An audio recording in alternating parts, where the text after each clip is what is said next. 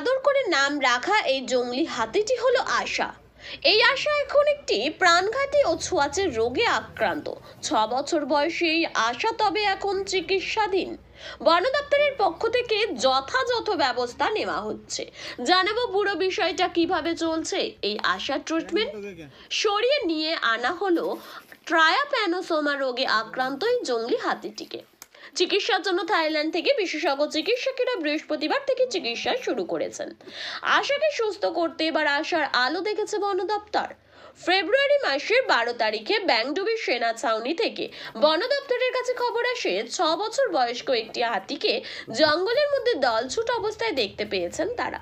বাগডোগরা বন দপ্তরের কর্মীরা ঘটনাস্থলে পৌঁছে হাতিটিকে দেখতে পেয়ে প্রাণী চিকিৎসকদেরকে খবর দেন। 15 ফেব্রুয়ারি ঘুম পাড়ানির গুলি ছুঁড়ে হাতিটিকে ঘুম পাড়িয়ে রক্তের নমুনা সংগ্রহ করেন তারা। রিপোর্টে আসে হাতিটি ট্রায়োপ্যানোসোমা রোগে আক্রান্ত। এরপরে প্রাণী চিকিৎসক শ্বেতা মণ্ডলের নেতৃত্বে 3 জনের একটি চিকিৎসকের বোর্ড গঠন করা হয়। যে রোগে আক্রান্ত এই হাতিটি তা প্রাণঘাতক এবং অত্যন্ত ছোঁয়াচে, যাতে সাধারণ মানুষ কিংবা গবাদি পশুর মধ্যে ছড়িয়ে না পড়ে রোগটি, সেজন্য সতর্কতা অবলম্বন করা হচ্ছে।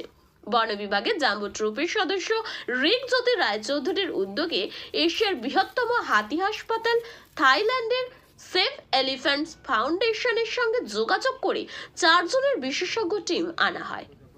এই টিমের সদস্যরা বৃহস্পতিবার বন বিভাগের চিকিৎসকের অধীনে কাজ শুরু করেন।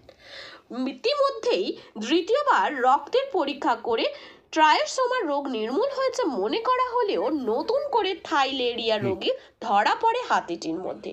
সেই অনুযায়ী এই মুহূর্তে চিকিৎসা চলছে। ব্যাংডুবি সেনা ছাউনির সেনাকর্মী বিলাস দেবনাথ জানান, তিনি প্রথম হাতিটিকে দলছুট অবস্থায় ছাউনির মধ্যে দেখতে পেয়েছিলেন। এরপরই বন বিভাগকে খবর দেন তিনি। বর্তমানে চিকিৎসার প্রয়োজনে সেনা ছাউনি থেকে সরিয়ে দাহারা বন বস্তিতে নিয়ে আসা হয়েছে।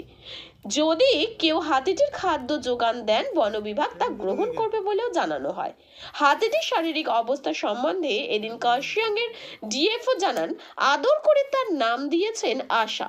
তবে যেভাবে উন্নত মানের চিকিৎসা চলছে তাতে তিনি আশা করছেন হাতিটি দ্রুত সুস্থ হয়ে উঠবে। डीएफओ सर, वो जो हाथी है जिसका नाम आप लोग होप रखे हैं, तो अभी उसका हालत कैसा है सर? और थाईलैंड से सर जो एनजीओ के मदद से जो डॉक्टर लोग आया है, अभी कैसा है हाथी का और कैसा उसका बेटर फील कर रहे हैं सर?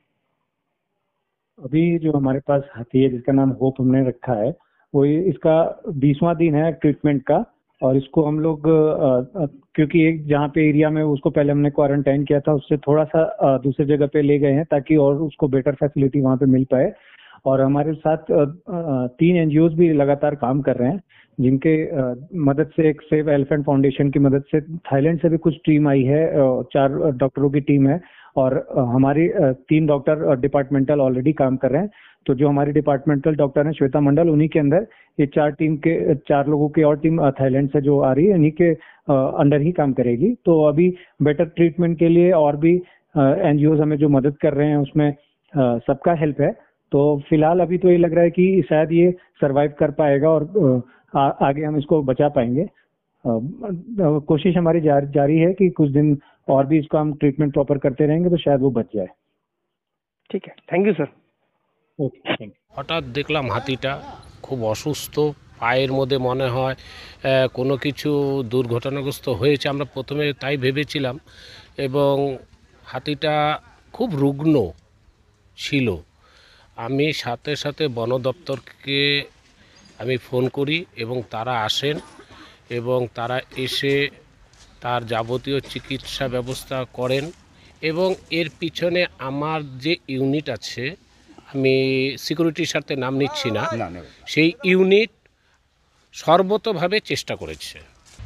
দেখা যাচ্ছে যে তার পায়ের যে নিচের অংশটা বেঁকে গেছে এবং যে রোগটা রক্ত পরীক্ষা করার পরে যেই রোগটা দেখা দেয় সেই রোগটা হচ্ছে বন দপ্তরের কথা অনুযায়ী মারণ রোগ।